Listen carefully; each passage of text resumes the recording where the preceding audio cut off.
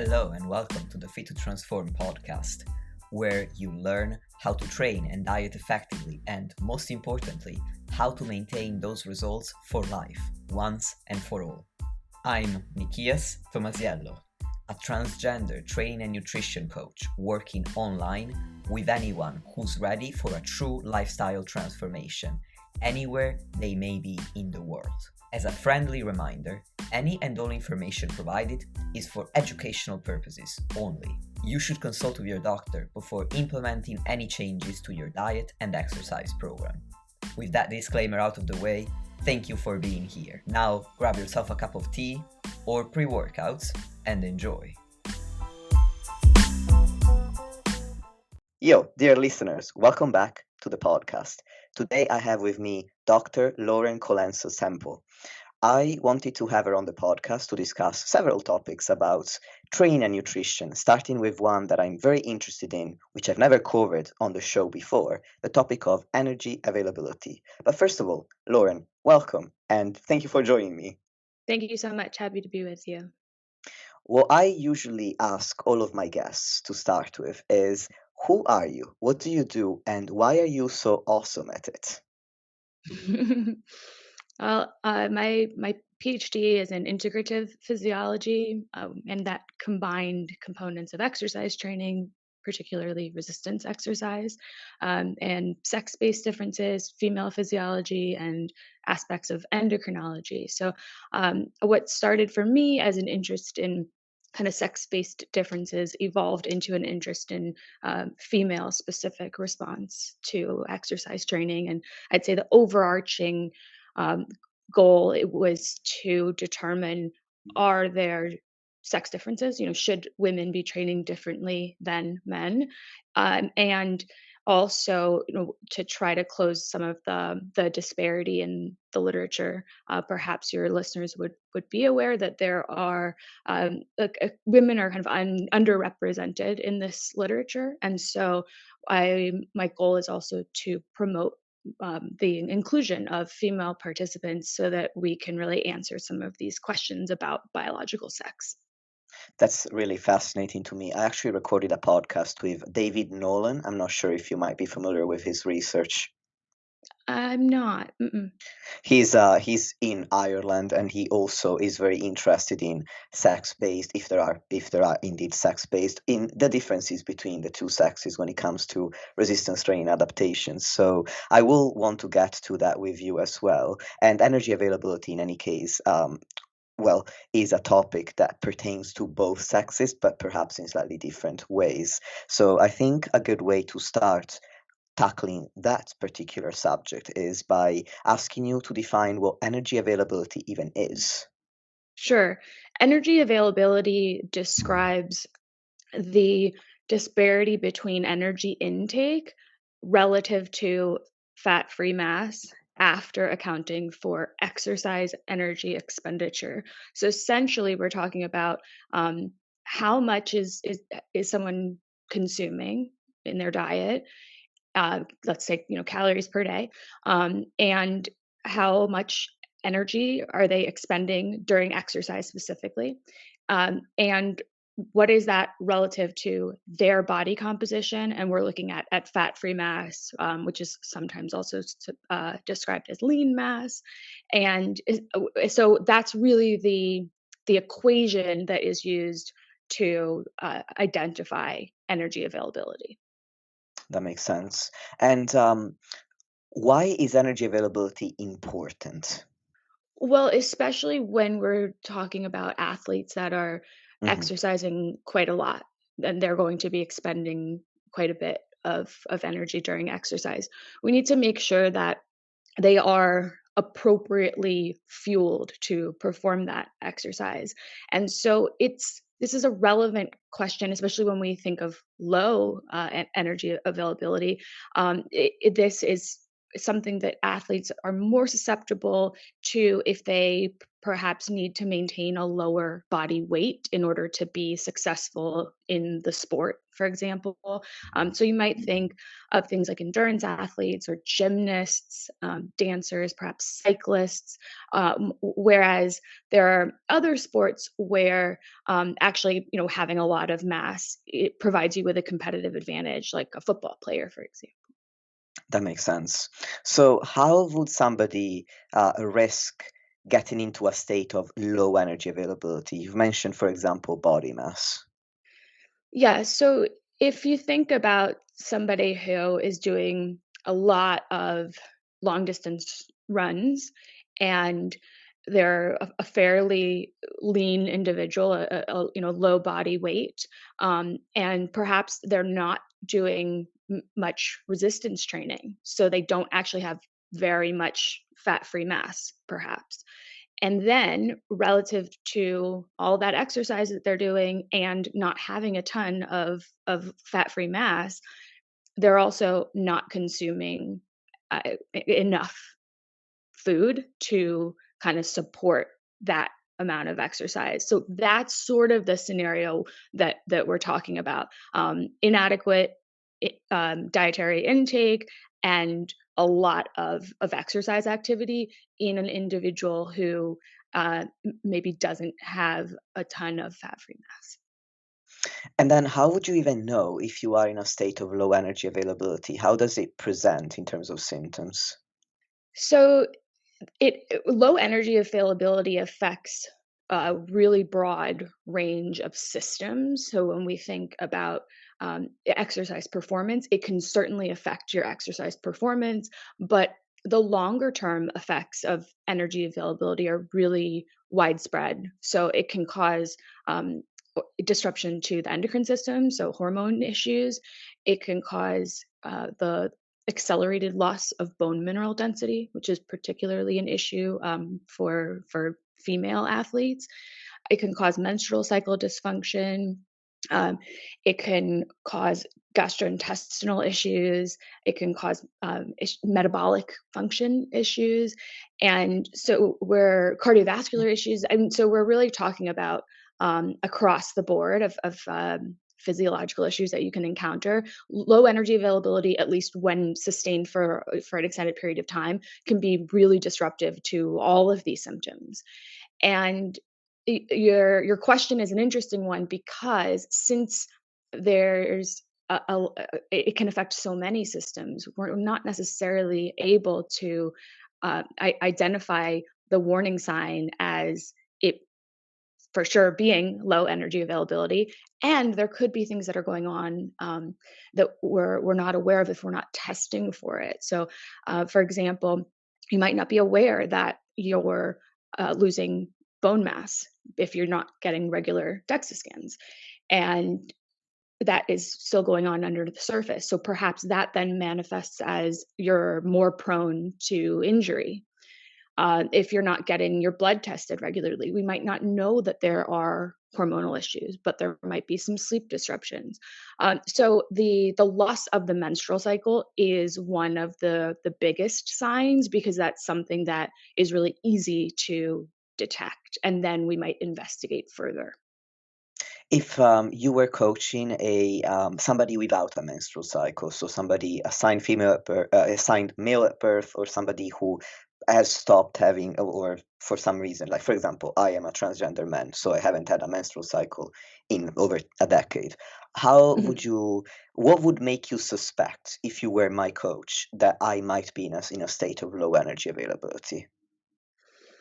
We would look at performance metrics for sure, because if you're somebody who's been tracking those over time, then that could be a sign. Um, but we could also look at things like persistent illness, like maybe there's something going on that is affecting your ability to kind of fend off if, illness, frequency of injury, if that starts to go up, and even things like mood state, sort of the combination of all of the above. And then if we were to suspect that this was something to look into further, then you might think about getting some blood work done. That's very helpful. And then let's say that we have a strong suspicion that this person is in a state of low energy availability. How would you go about correcting that? What's required?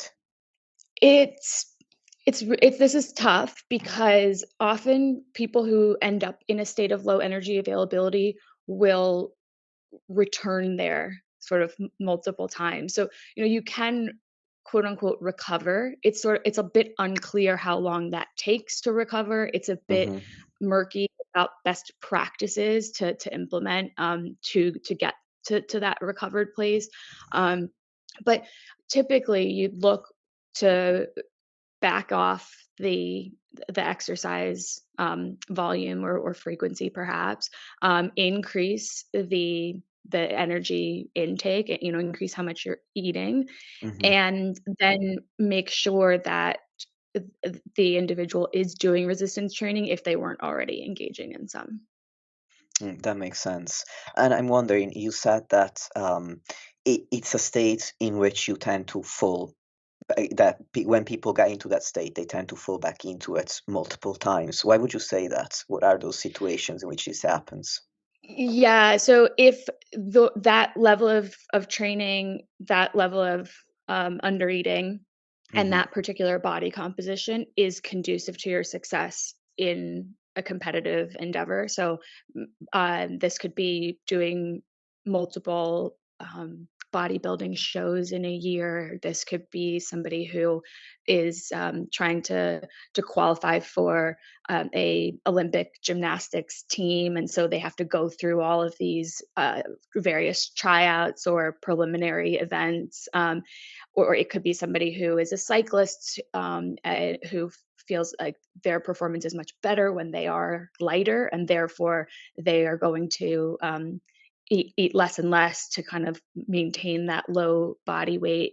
But they need to train really regularly and with a lot of volume in order to maintain the level of performance. So typically, with a lot of these endeavors, it's long periods of training or perhaps back to back competitions that will either result in sustained periods of low energy availability or a kind of oscillating. So if you think about a bikini competitor um, who will regain some weight post show, but then a couple months later is going to prep again and do another show. And there's this sort of cycling in and out.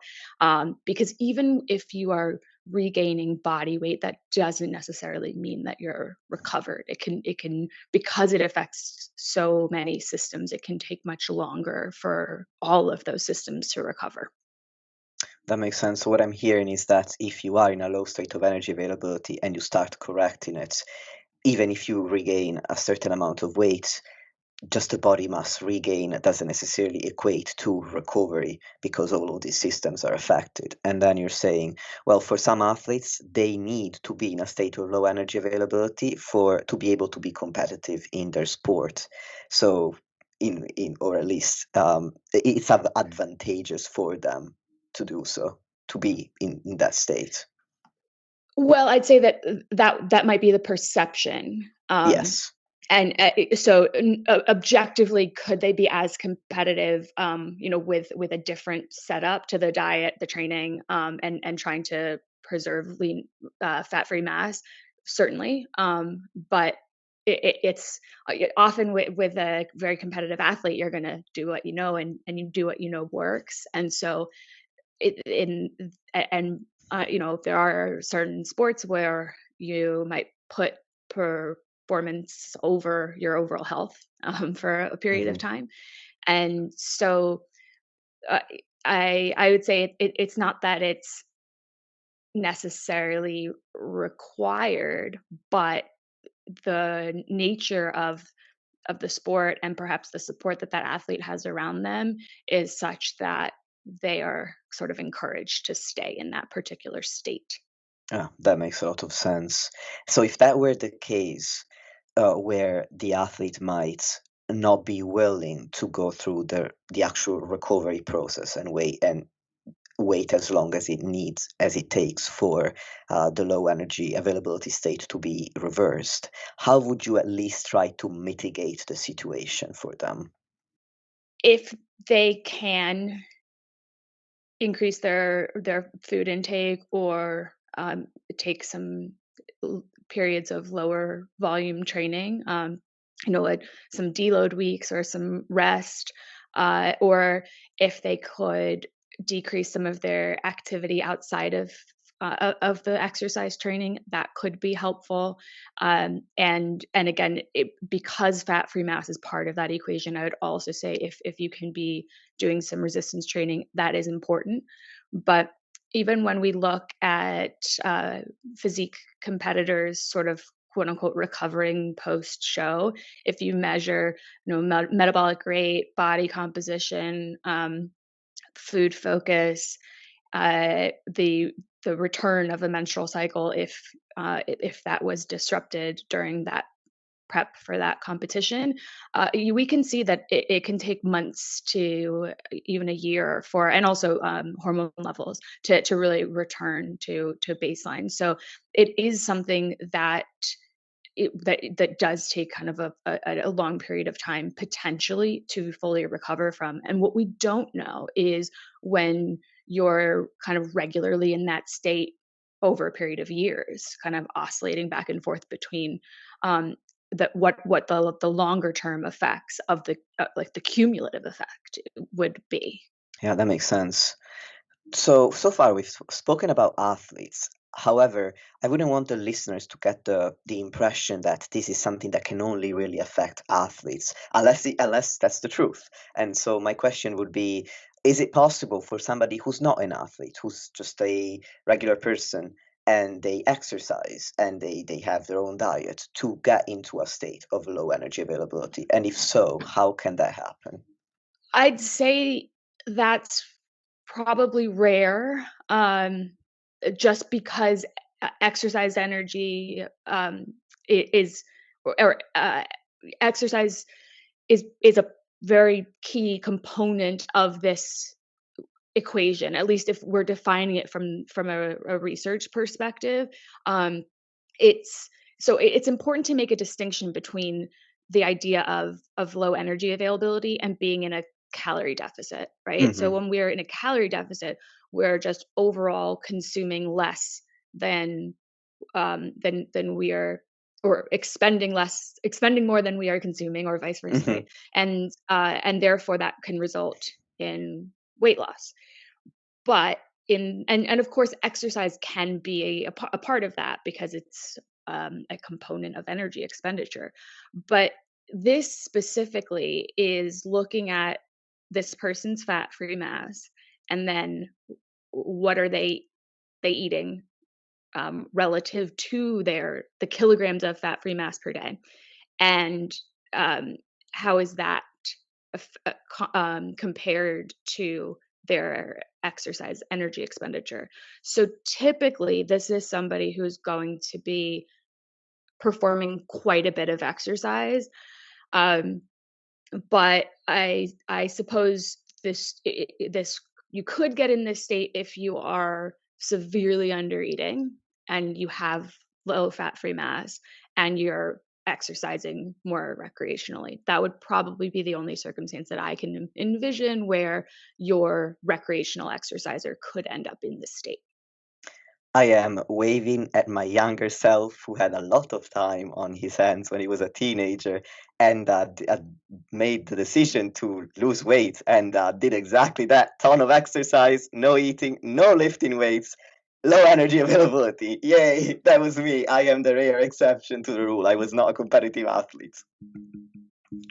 Yeah, well, and I certainly wouldn't say that you have to be a competitive athlete. I would say they are certainly more prone to it. But Hmm. yeah, if you're somebody who is over exercising, under eating, and at a low weight, then yes, you would fall into that category.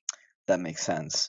So basically, being in a calorie deficit is not the same as having low energy availability. And if you are in a sustainable calorie deficit, you don't need to necessarily worry about energy availability unless you are doing a lot of exercise, much more than maybe most people who are not athletes have the time for, and unless you're perhaps not lifting weights at all, it sounds like.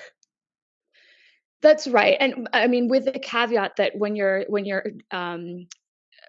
deficit gets really extreme, Hmm. for whatever reason, then, that the risks start to increase for there to at least be some overlap there. So whether we would define it as low energy availability or not, the symptoms can present similarly, in terms of risk of injury, mood state, food focus, menstrual cycle dysfunction, hormone disruption, um, and so there can be some overlap. But I would say if you're somebody who is losing weight in a moderate deficit, or perhaps it's a aggressive deficit, but it's for a short period of time, then Hmm. I wouldn't be too concerned. Excellent, because I wouldn't want anybody to feel afraid of going on a diet after this podcast. And if somebody, Well, sorry, I was just gonna add from if you're somebody who is, overweight and losing weight, Mhm. um, then there are so many health benefits associated with that weight loss. So I certainly wouldn't want um, to get that message misconstrued. Absolutely. Thank you for clarifying that. Now, if somebody were number oriented and wanted to take a crack at calculating their current state of energy availability, what's the calculation for it? And what's the threshold for low energy availability? Yeah, so the threshold as defined, in the literature is typically less than 30 uh, 30 calories per kilogram of fat-free mass, um, after accounting for your exercise energy expenditure. But you'll note that I keep saying exercise energy expenditure, and that's Hmm. one of the criticisms of, or limitations, if you will, of this equation. So if we're looking at, energy intake, so calories per day minus exercise energy expenditure, calories per day, and then we divide that by your fat-free mass in kilograms. That's our energy availability, um, and so under 30 calories per kilogram of fat-free mass per day would be considered a quote unquote threshold. But that there's probably some variability between individuals there, such that you could be at 30 and not actually be experiencing some of these detriments to the various systems that I discussed.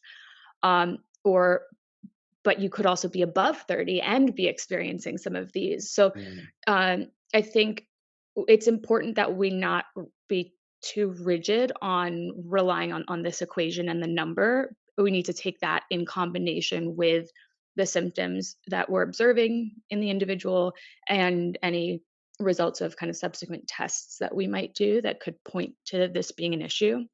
But I'll also note that this there isn't a component of this equation that accounts for other energy expenditure. So you're Hmm. just day to day, are you somebody who is taking 20,000 steps a day or 2,000 steps a day? That's not in this equation. And that's Mm. potentially problematic because, of course, that's contributing to your overall energy expenditure. And presumably that would influence the symptoms that would present. It's a relevant piece of the equation that historically hasn't been in there. That's excellent. Thank you for explaining all of that. Now, my takeaways from this discussion, well, the main takeaway for me is the importance of adequately fueling the exercise that you are going to do to avoid this state of low energy availability. And I believe that's a really important message to convey, because I think with the common push towards a thinner body, that at this point all sexes experience and genders experience across the board.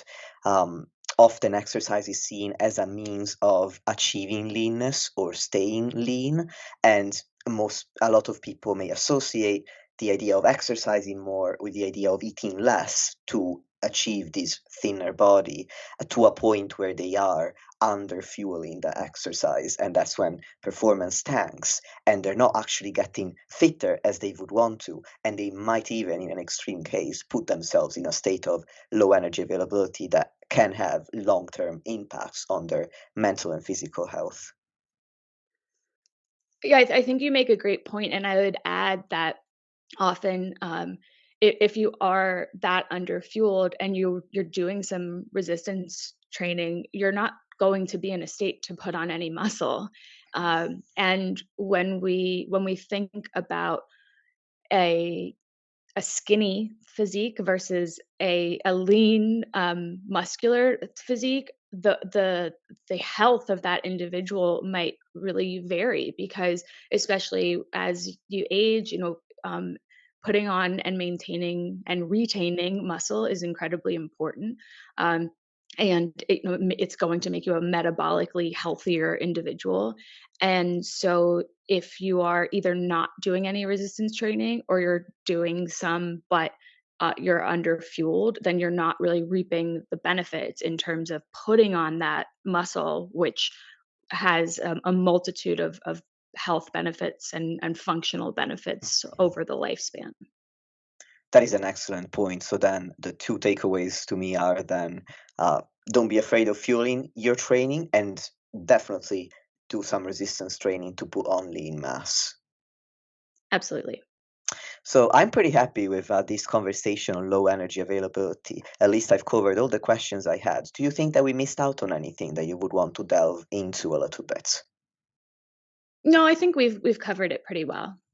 Cool. Then I'm going to move on to my second topic, which would be female physiology. And so that's more closely related to your research. And I wanted to start with this question, which was inspired by a recent episode of the Iron Culture podcast that I was listening to, where you and there are another female researcher whose name, unfortunately, I can't remember right now, but you two were guests.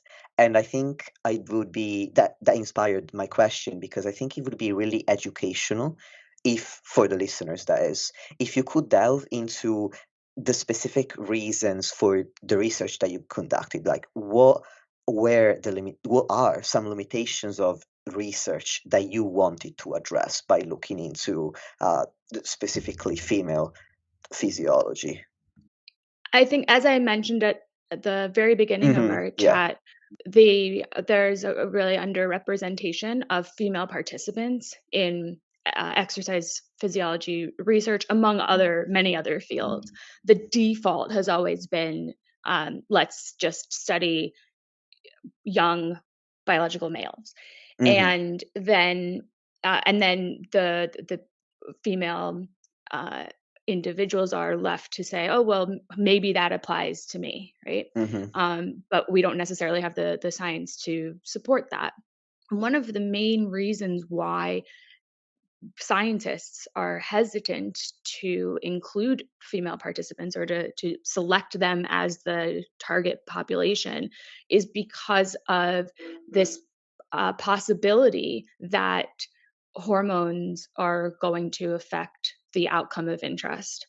And when we look at the adult male hormone profile of pretty testosterone levels that are going to oscillate throughout the day, but if you look at it over a week or over a period of months, it's fairly stable.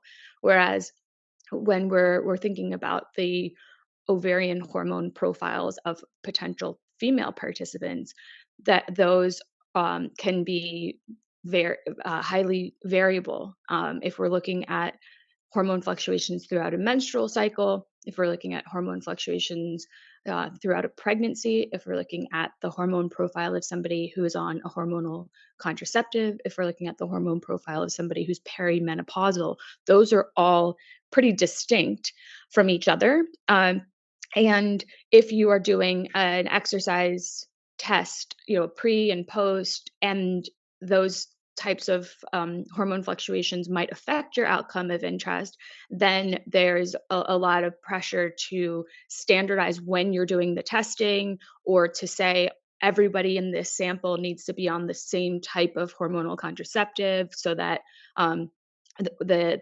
we can reduce that variability. And this can become so complex that it's obviously much easier to not study them at all, instead of accounting for all of these pretty complex hormone measures. And when we do this work and you are trying to standardize things like timing of testing around a menstrual cycle, you need to be tracking menstrual cycles over several months. You need to be doing ovulation testing to determine one menstrual cycle phase versus another, because those vary between people and they can vary from cycle to cycle. And then you're also wanting to measure blood hormones, so that you can, if you're going to attribute something to a hormonal profile or lack thereof, you need to make sure that it's measured.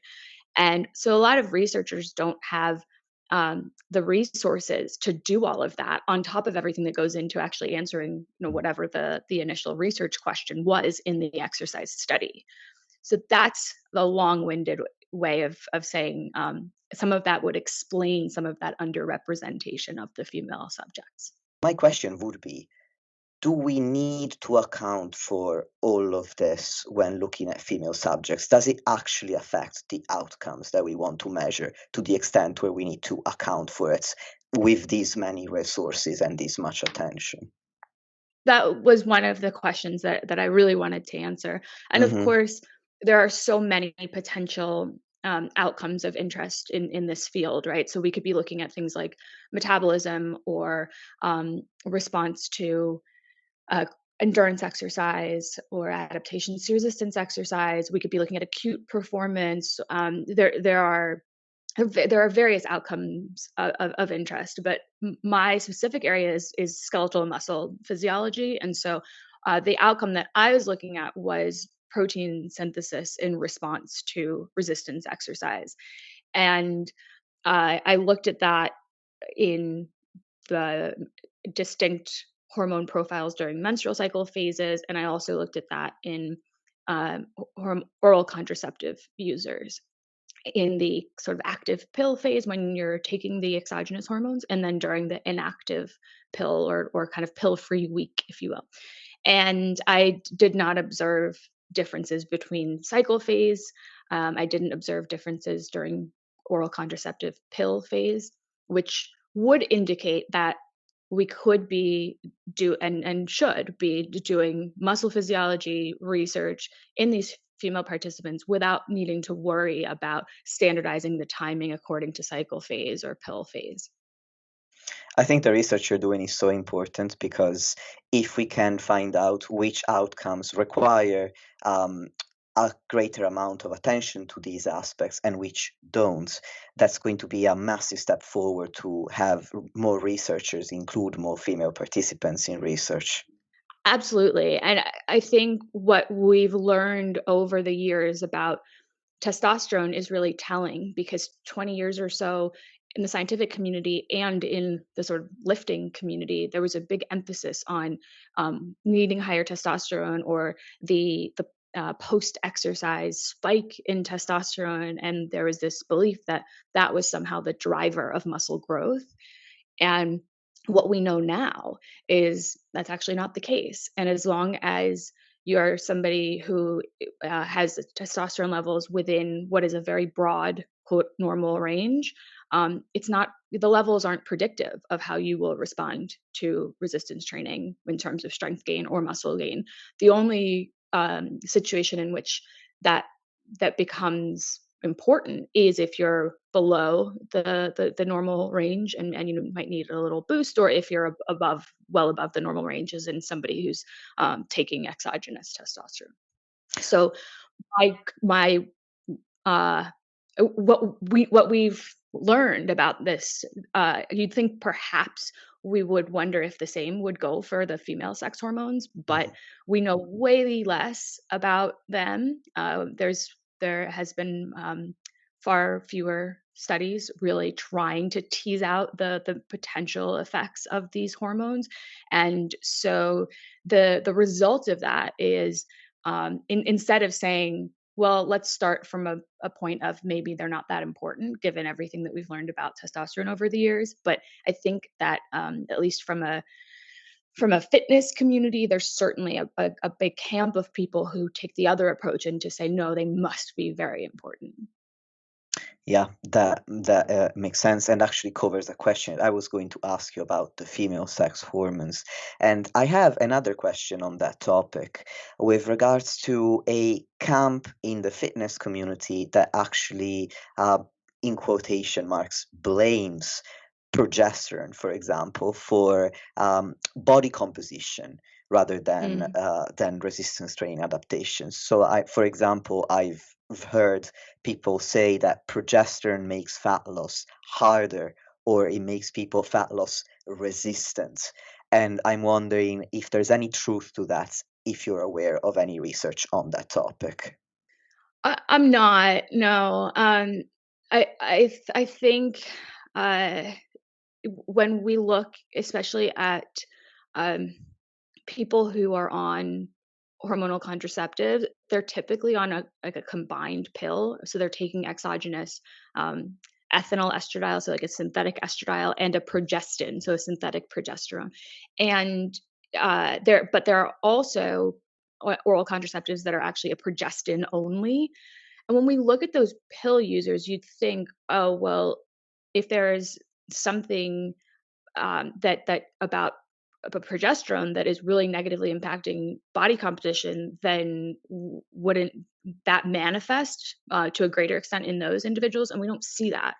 Um, or when you look at people who are post-menopause and the hormones are declining, then you're seeing those individuals are actually struggling more so with fat loss, but their hormones are declining and they don't no longer have, the same peaks of progesterone that they did pre-menopause. So that doesn't really add up either. And further, when you actually measure hormones, in a large group of people, what you see is that the extent to which they peak, is really variable. And there are some people who have really small cyclical increases in these hormones, and those increases last for a few days. And so the idea that, a slight bump in hormones over a couple of days is going to have huge influence on, body composition outcomes is hard to reconcile given everything else we know about fat loss and physiology. That makes sense.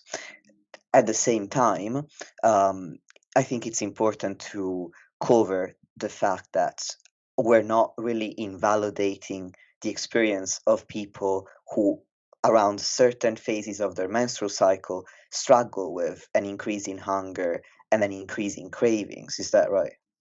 Sure.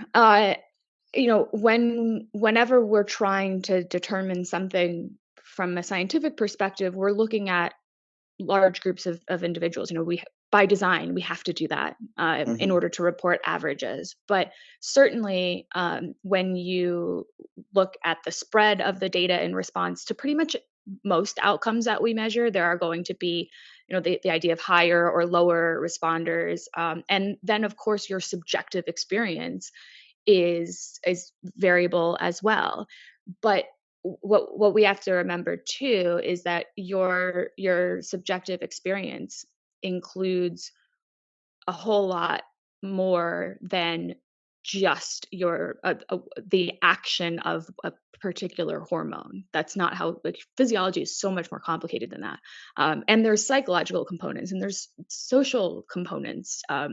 So I think it's not to invalidate anybody's experience, but when we're looking for physiological underpinning for something, then we need to look at it at through that lens in order to answer that specific question, if that makes sense. Absolutely.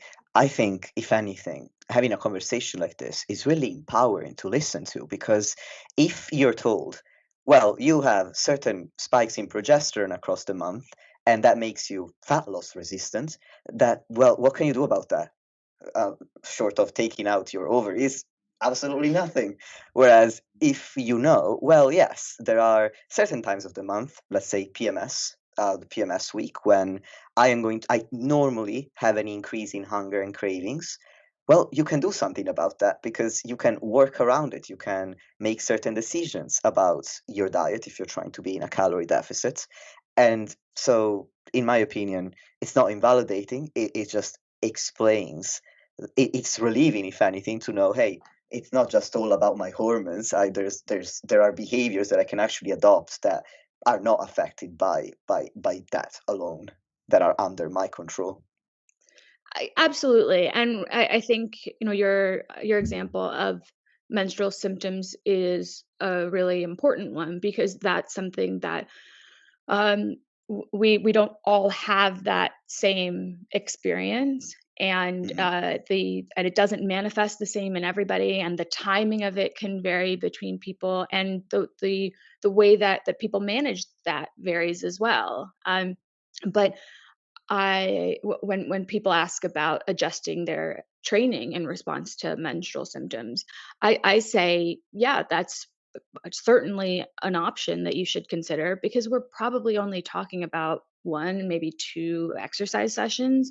But I also think it's important to acknowledge that there are plenty of other scenarios where we might adjust the training in a similar manner due to jet lag or illness or a period of high stress, and or you had to skip breakfast, and I mean there's just a lot of potential reasons why you might not feel your best going into a planned training session. And in those scenarios, I think it could be reasonable to make some adjustments as well. And so my concern about sort of making everything about the hormones is that we're uh, not looking bigger picture at the human experience in general, because it's not that everything that we're experiencing can or should be attributed to the hormone profile on that day.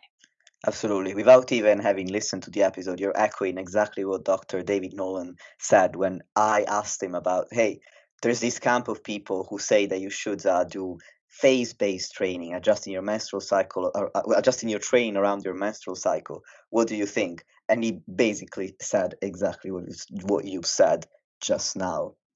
And since I covered training with him in quite a bit of depth, I would actually be interested in covering adjusting a diet around the menstrual cycle if there is a need for that. For example, let's take as a case study a person who does have pretty strong changes in symptoms across their cycle, and maybe again PMS, easy example. During their PMS week, they are really struggling with a lot of cravings and an increased hunger compared to usual. What kind of approach would you take to being able to achieve and stay in a calorie deficit over time?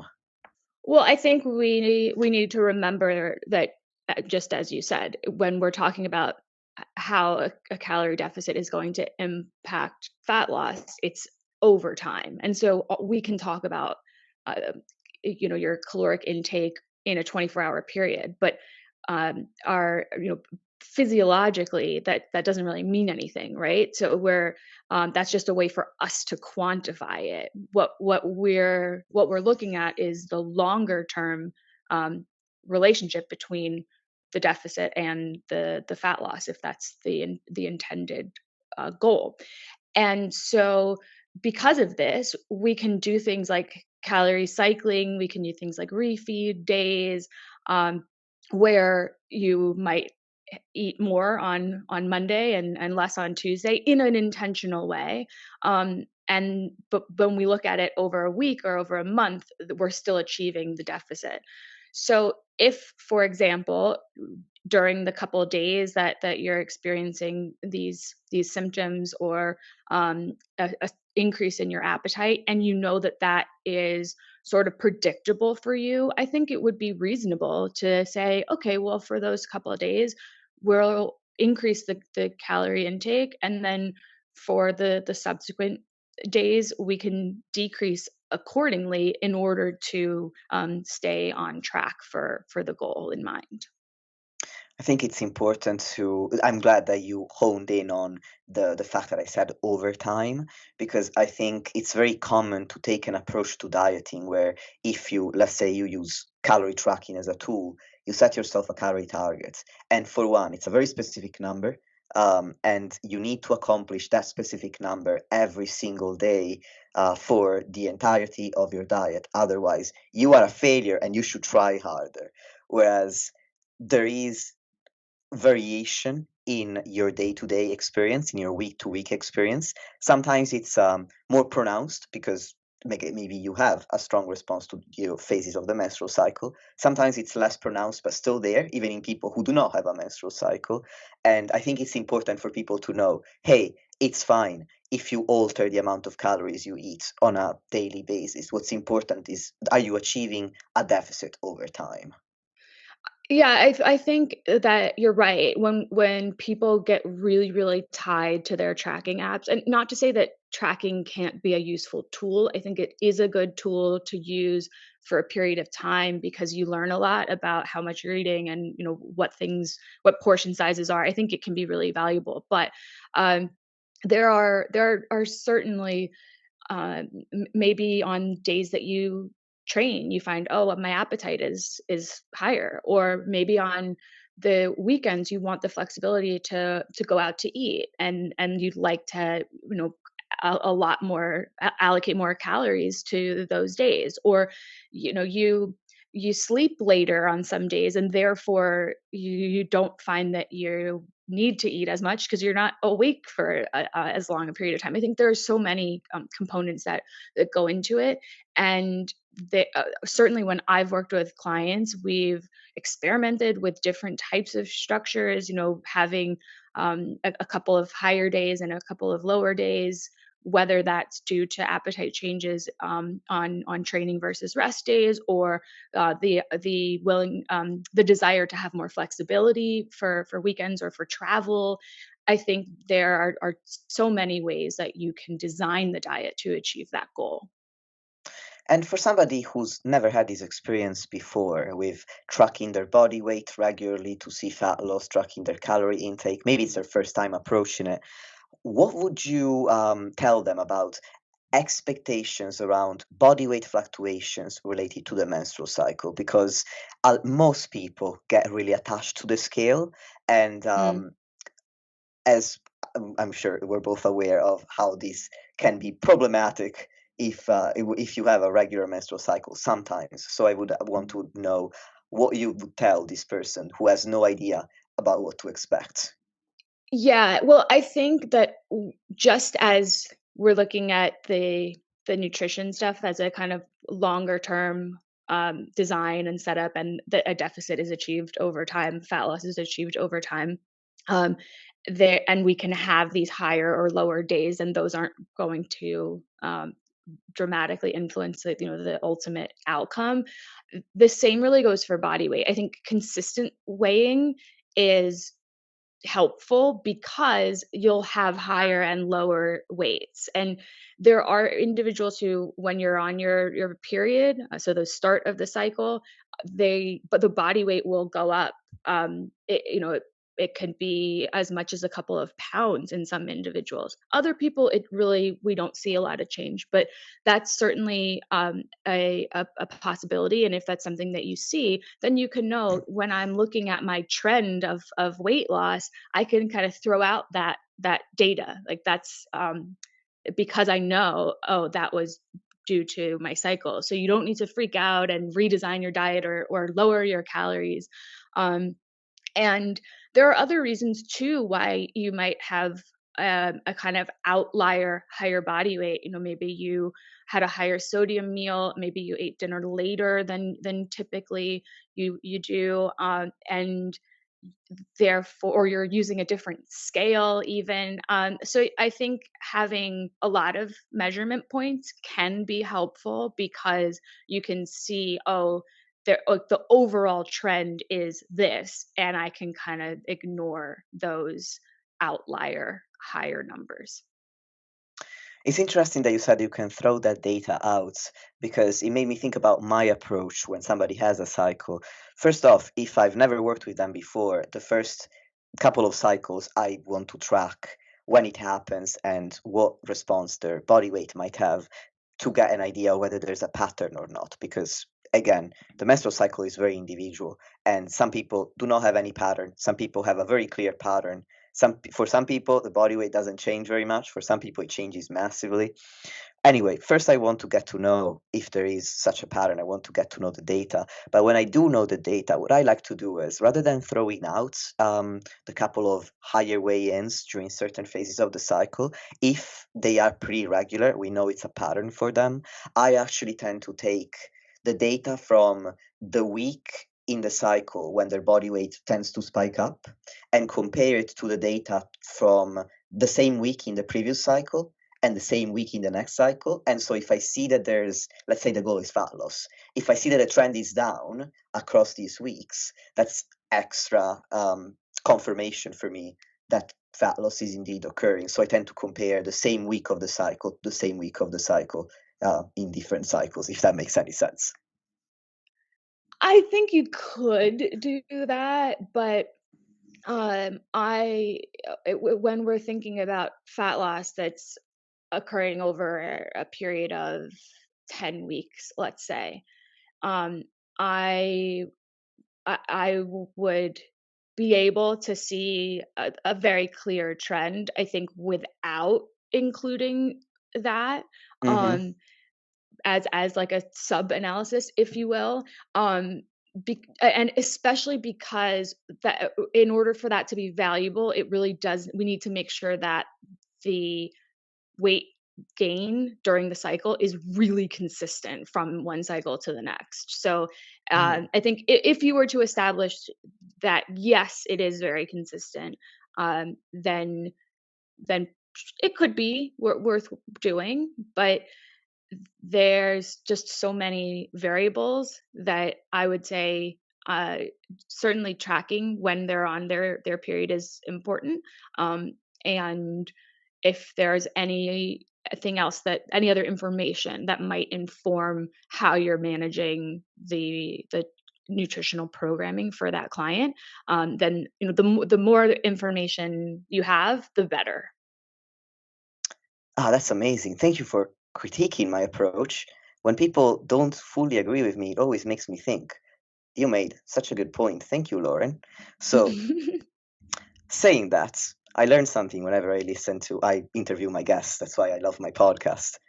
Anyway, so saying that, I wanted to close this podcast with a question that came to my mind as I was reading one of your Instagram posts. You made a very interesting point about adaptations to resistance training and the different sexes. So you said that adaptations to resistance training vary between individuals for a variety of reasons, some of which aren't fully understood. But the argument that biological sex is the major differentiator is overblown. So I'm wondering if you could expand on that. Mhm. Yeah, well, I think this links pretty nicely to our discussion about hormones because that's pretty much the thing that people will jump to when you say biological sex. Hmm. And when we're thinking about adaptations to resistance training, muscle growth, strength gains, we see that in an untrained two untrained adults, the untrained male will be stronger and have more muscle mass than the untrained female on average. And that is due to the increase in testosterone during puberty. That's where you get this sort of divergence. Hmm. But once they start training, you see that on a relative basis, they will gain really similar muscle growth and strength relative to baseline. And so, what that points to is that when we're thinking about all the various things that go into resistance training induced adaptations, on average, the sexes are fairly similar in terms of how those adaptations are occurring, at least on a big picture scale. Of course, there are potential mechanisms that we could dig into where there might be differences between biological sexes, but as I alluded to earlier, when we're looking at any sort of outcome, regardless of sex, we see a big spread of data in terms of how people respond. So, on the exact same program, one person will get a little bit stronger, gain a little bit of muscle, and another person will get way stronger, gain a huge amount of muscle. And there will be all these people in between. And that's again true regardless of biological sex. And so I think it's really important to highlight the difference in individuals and the what we can anticipate as differences in how people will respond, instead of assuming, oh, because of your sex this will dictate how you respond, and therefore, I should plan your program accordingly.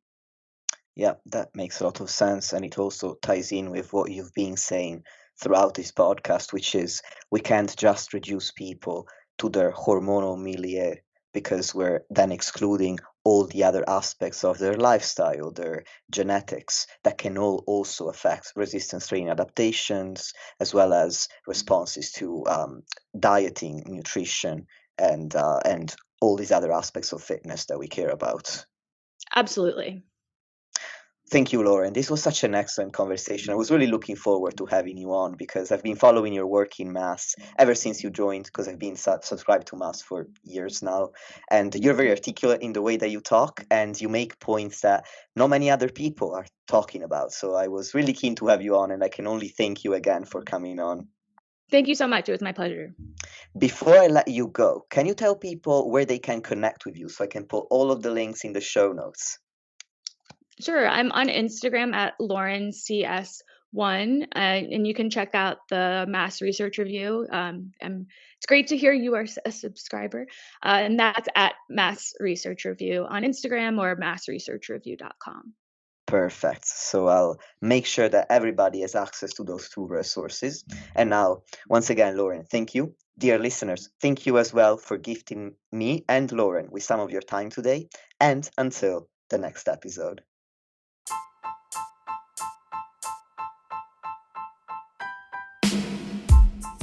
Lastly, if you want to support the podcast and help me reach more people, please leave a 5-star rating or review on any podcast platform that you're using. Thank you very much for listening, and I'll speak to you soon.